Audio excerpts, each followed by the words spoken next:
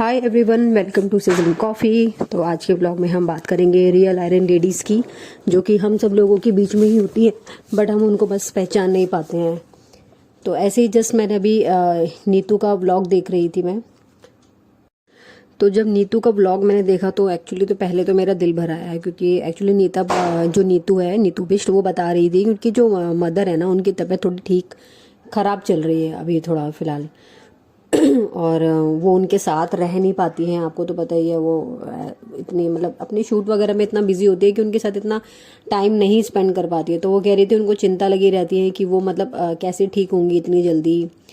तो अब क्या है ना कि जैसे जैसे ये अब आगे बढ़ती जाती है, और अब ये जो हमारी इनकी जो मदर है, जैसे जैसे इनकी एज बढ़ती जा रही है और बच्चे अब बड़े होते जा रहे हैं, तो बच्चे अब पेरेंट्स बन जाते हैं। अभी इस एज में ऐसा ही होता है कि बच्चे हमारी केयर करना शुरू कर देते हैं, और हम लोग जो होते हैं पेरेंट्स को एज अ बच्चा ट्रीट करने लग जाते हैं। तो नीतू की मम्मी की तरफ से भी ना देखोगे ना, तो आप मतलब जिस लड़की के फादर का बहुत कम, इसके जो फादर, नीतू के जो फादर थे, बहुत कम एज में इनका जो था ना देहांत हो गया था।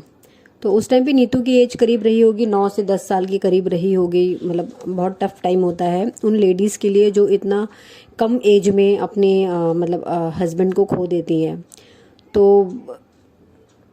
9-10 साल में जो था, उस टाइम पे ही इनके फादर जो थे, और ये चल बसे थे, ठीक है। और ये 4 बहन भाई थे।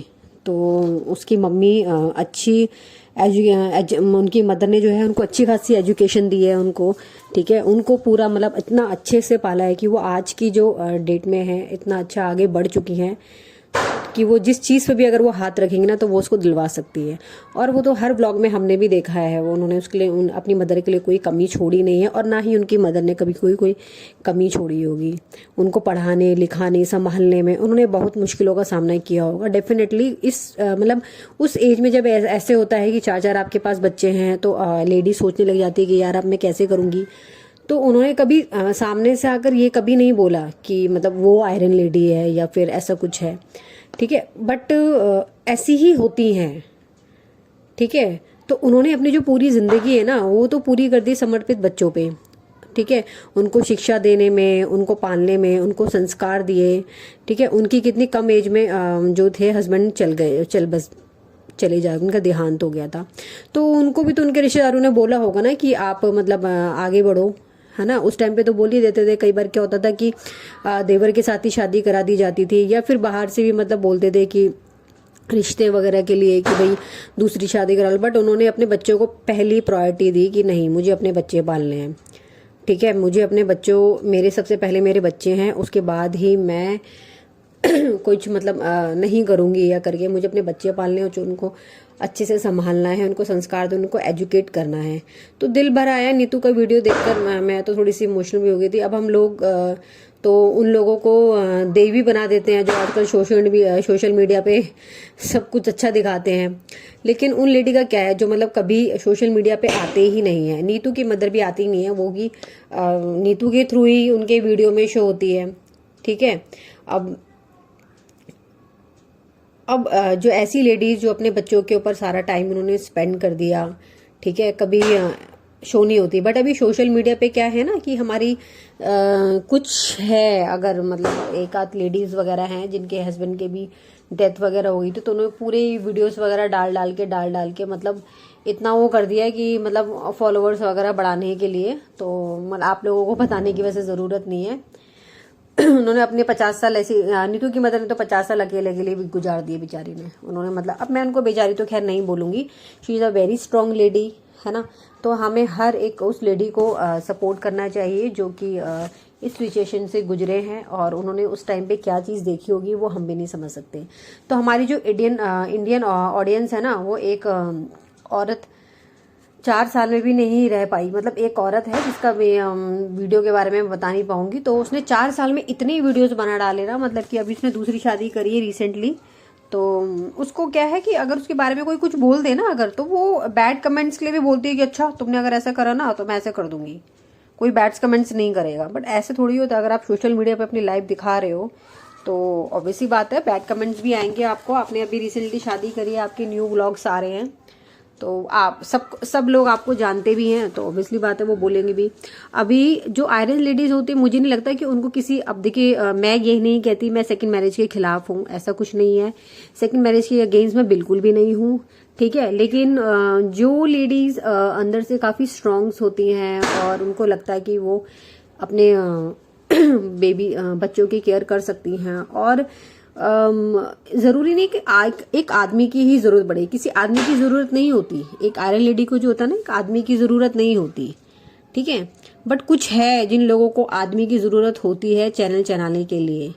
मैं दोबारा रिपीट कर रही हूँ, मैं सेकंड मैरिज के खिलाफ नहीं हूँ, ठीक है। तो सेकंड मैरिज से मुझे एक चीज और समझ में आती है कि जो सपना चौधरी है, ठीक है, सपना चौधरी की मैंने ऑलमोस्ट सारे ब्लॉग देखे थे उसमें। लिटरली जब मैं ऐसे ही स्क्रॉल कर रही थी, मुझे उनके बारे में इतना ज्यादा पहले पता नहीं था, बट जब इनका सेकंड हस्बैंड की जब डेथ हुई थी, तो मैंने जब इनका व्लॉग देखा तो लिटरली मैं किसी को मैं कमेंट नहीं करती हूँ, बट मैंने सपना को कमेंट किया उनको, मतलब वो देने के लिए कि आप प्लीज शांत हो जाइए, और अब आपको अपने बच्चों को पालना है, और आपके अलावा कोई और नहीं कर सकता। जो माँ कर सकती है वो कोई और नहीं कर पाएगा। लोग थोड़े दिनों में आपका गम भूल जाएंगे, ठीक है।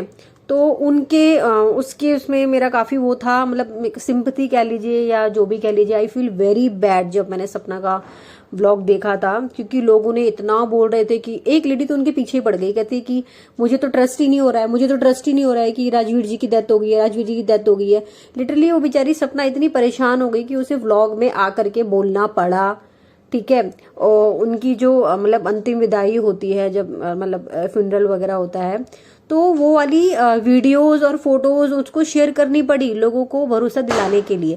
मतलब ऐसा भी क्या है यार, तुम लोग, मतलब समझ में नहीं आता, किसी के हस्बैंड की डेथ हो गई है और तुम्हें ट्रस्ट नहीं हो रहा है, उसको वीडियो बनाना पड़ेगा। ऐसा नहीं होना चाहिए ना, दूसरे की भी समझ नहीं है। अब वो बेचारी भी मिडिल क्लास फैमिली से थी, उसने कभी सिंपैथी नहीं ली, उसने कभी सिंपैथी नहीं ली है भाई। उसके साथ जो हुआ है ना, मैं तो सही बता रही हूँ कि ये होती हैं आयरन लेडीज, जो मतलब इतनी कम एज में सपना की शादी हो गई, ठीक है।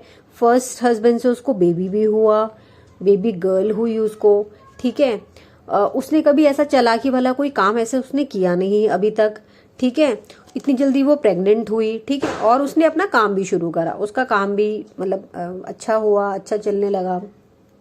और उसके कमेंट सेक्शन में अगर आप देखेंगे कि नेगेटिव कमेंट्स भर भर के नेगेटिव कमेंट्स करते हैं। बहुत सारी तो औरतें ऐसी जो इतना नेगेटिव कमेंट्स करती हैं, बट वो कभी डिलीट नहीं करती।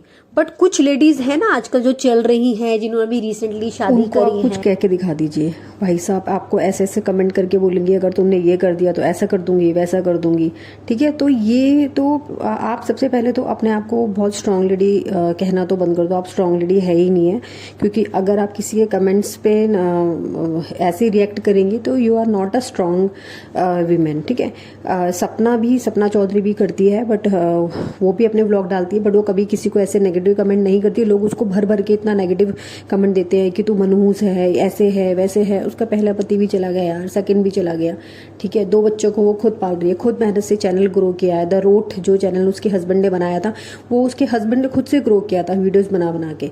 तो मतलब उस लेडी के लिए कितना प्रॉब्लम है यार, हम लोग उसको कितना ताने सुनाते हैं, बट फिर भी वो आज की डेट में वो अपने चैनल पे अपना देखिए काम कर रही है, अपने दोनों बच्चों को पाल रही है, ठीक है। उन लोगों के लिए कितना बुरा, मतलब लोग कितने कितने उनको बैड कमेंट्स करते हैं, ठीक है। तो उनको कितना बुरा लगता होगा यार, प्लीज़ इतने बैड कमेंट्स मत करिए, ठीक है। बट वो कभी भी डिलीट नहीं करती है, ठीक है। और काफ़ी लोग जो ऐसे हैं जो हस्बैंड का वो लेकर के कि जिन्होंने अभी रिसेंटली शादी करी है, मुझे कुछ बताने की ज़रूरत नहीं है, ठीक है। तो उन लोगों को अगर आप कुछ बोल दो तो उनको एकदम मिर्ची लग जाती है कि आपने ऐसा क्यों बोल दिया, ऐसा क्यों बोल दिया। इनसे भी कुछ सीखिए बेचारों को, उनको भी तो कुछ लगता होगा। अपनी आजकल भी उनके हस्बैंड ने भी चैनल बनाया था द रोड, ठीक है। वो भी उन्होंने अपने खुद से ही ग्रो किया था, खुद के वीडियोज़ डाल के उन्होंने चैनल को ग्रो किया था, ठीक है। तो मैं इस किसी के भी ये जो फेक ब्लॉगर है ना, ये होते हैं फेक ब्लॉगर जो वहाँ पे एकदम बहुत अच्छा रोना धोना कर आके जो है अपने व्यूज़ और वो बढ़ाने के लिए जो है अपने चैनल को ग्रो करने के लिए इन सब चीज़ों का यूज़ करते हैं। बट सपना ने ऐसा नहीं किया, ना ही नीतू ने ऐसा किया, ठीक है। नीतू की मदर के बारे में हमने बात करी और हम सपना चौधरी के बारे में बात कर रहे हैं, ठीक है। नीतू ने भी बहुत मेहनत करी, उसने टिकटॉक पे थी वो पहले, उसके बाद वो यूट्यूब पे आई, जब वो फेमस हो गई, इंस्टाग्राम यूट्यूब से उसने अपना काम करना शुरू किया। बट इनको आयरन लेडी कहते हैं, जो अपने दर्द को दबा करके आगे बढ़ती हैं, ठीक है। अब देखिए कभी कभी तो सिचुएशन ऐसी हो जाती है कि हम सोशल मीडिया पे आके वो करते हैं, वो ठीक है, नॉर्मल है सभी के लिए। बट हर बार अगर आप रोना धोना कर करके व्यूज़ के चक्कर में अगर आप इस तरीके की हरकतें करते हैं तो you are not a iron lady, ठीक है। तो आप आयरन लेडी नहीं है, प्लीज़ इस चीज़ का टैग लेना बंद करें, ठीक है। और मुझे आपसे कोई पर्सनल वो नहीं है, बट ये है कि हाँ और भी लोग हैं जो इस तरीके से रह रहे हैं, आप सिंगल नहीं है ऐसा, ठीक है।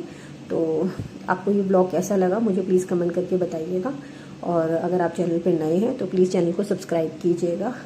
मिलते हैं नेक्स्ट ब्लॉग में। आज का ब्लॉग थोड़ा सा लेट हो गया, 4 दिन के बाद में ये ब्लॉग डाल रही हूँ, क्योंकि गाइज आप सभी को पता था दिवाली के चक्कर में थोड़ा सा सभी लोग बिजी रहते हैं।